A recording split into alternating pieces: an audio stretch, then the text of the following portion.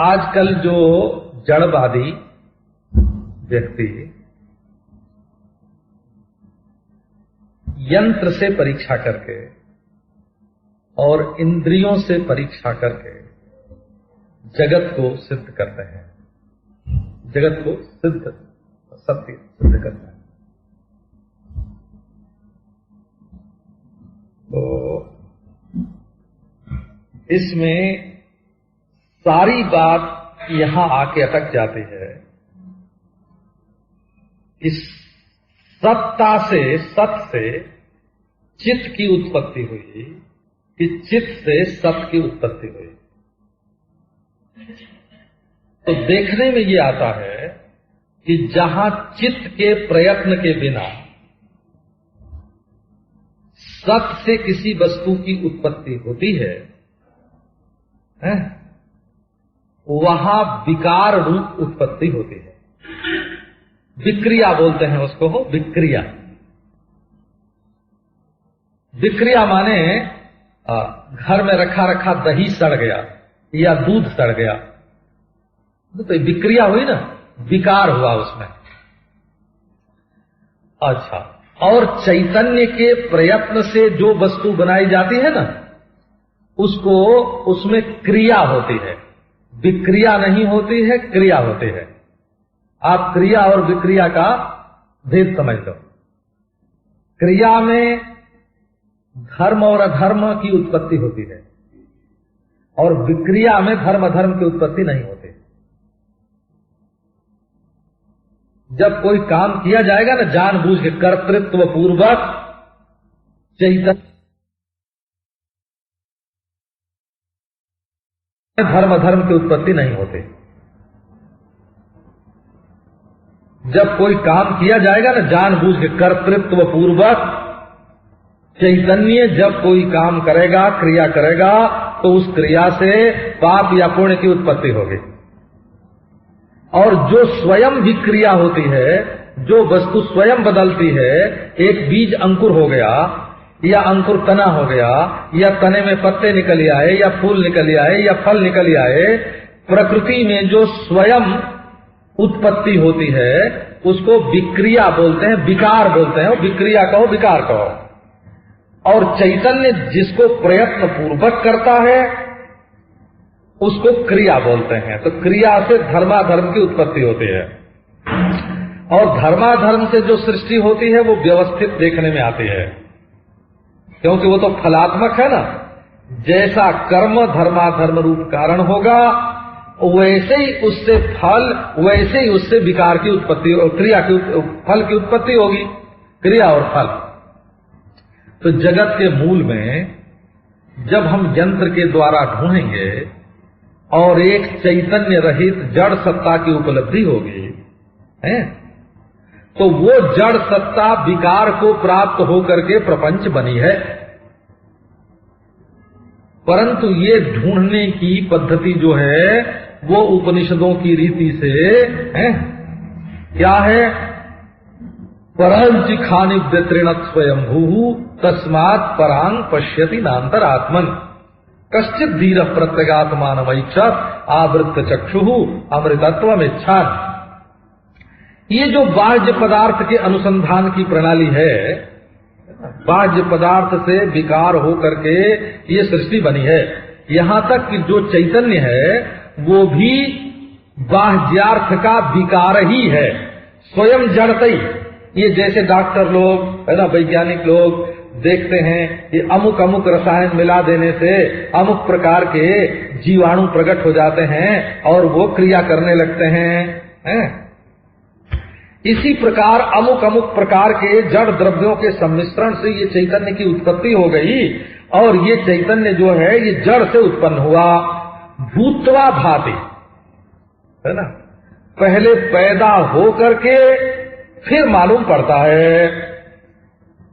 दूसरी प्रक्रिया है कश्चित् धीरः प्रत्यगात्मानमैच्छत्, अपने स्वरूप का अनुसंधान। ये अनुभव की प्रणाली है।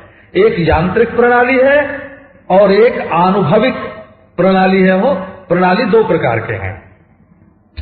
आप देखो, ये जड़ है या जड़ में भेद है या जड़ में प्रकार है, ये वर्तमान काल में चैतन्य से उपलब्ध होता है? जड़ता से चैतन्य की उपलब्धि होती है कि चैतन्य से जड़ता की उपलब्धि होती है? आप फिर देखो, वही प्रश्न उठा लो, इदम से अहम की उत्पत्ति हुई कि अहम से इदम की उत्पत्ति हुई, है ना?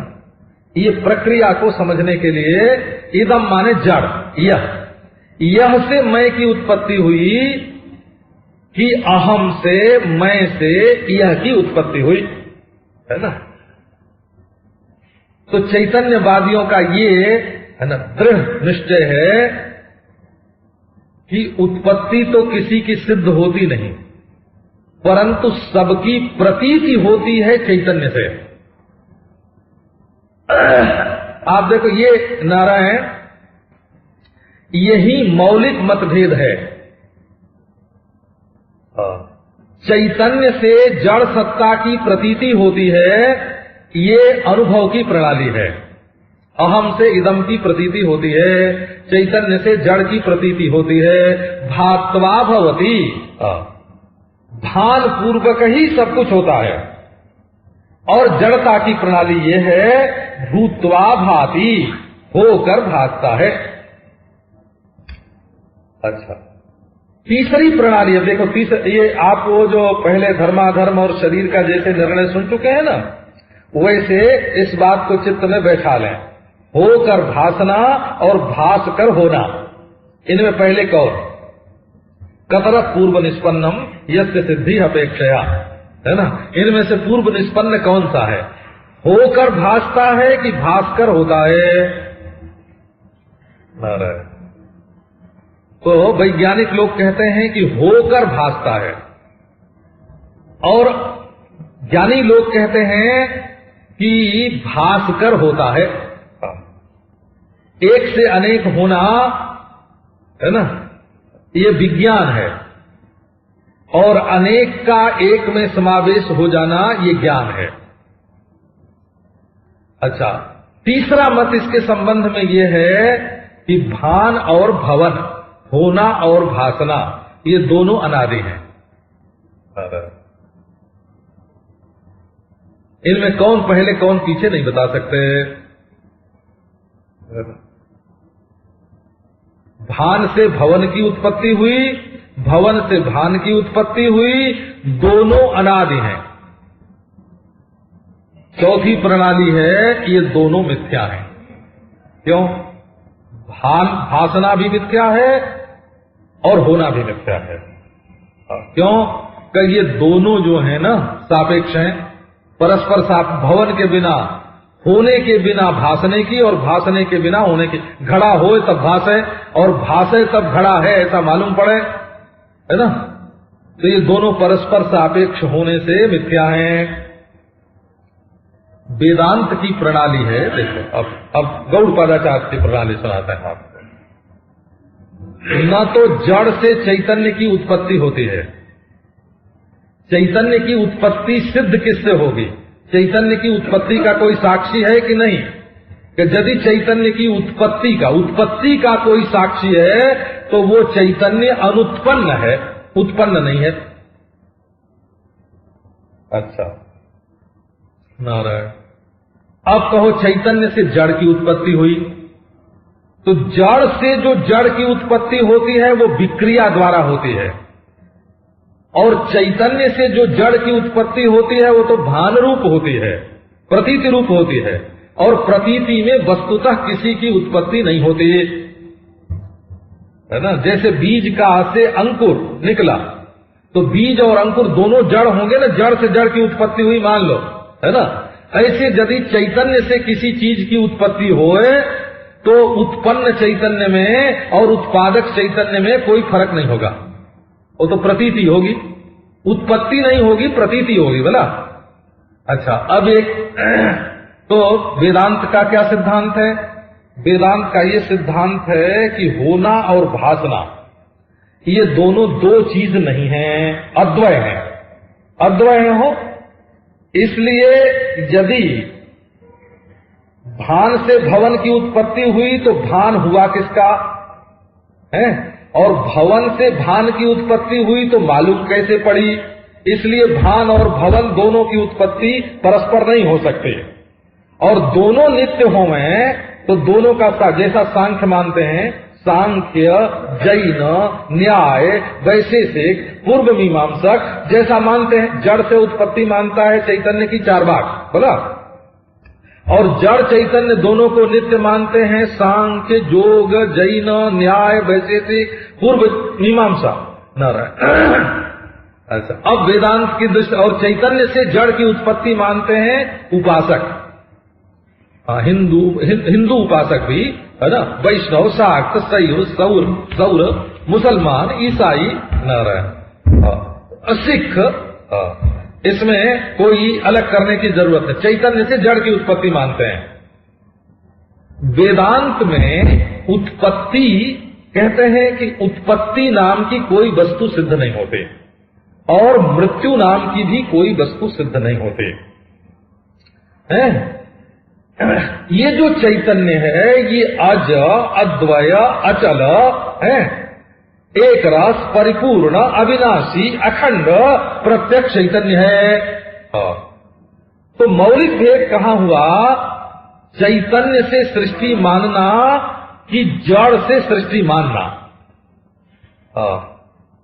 तो जड़ से सृष्टि की उत्पत्ति सिद्ध नहीं होती, जड़ ही सिद्ध नहीं होता। चैतन्य के बिना उत्पत्ति तो क्या जड़ की ही सिद्धि नहीं होती, और चैतन्य से यदि उत्पत्ति हो तो चैतन्य से जड़ की उत्पत्ति हुई कि चैतन्य से चेतन की उत्पत्ति हुई।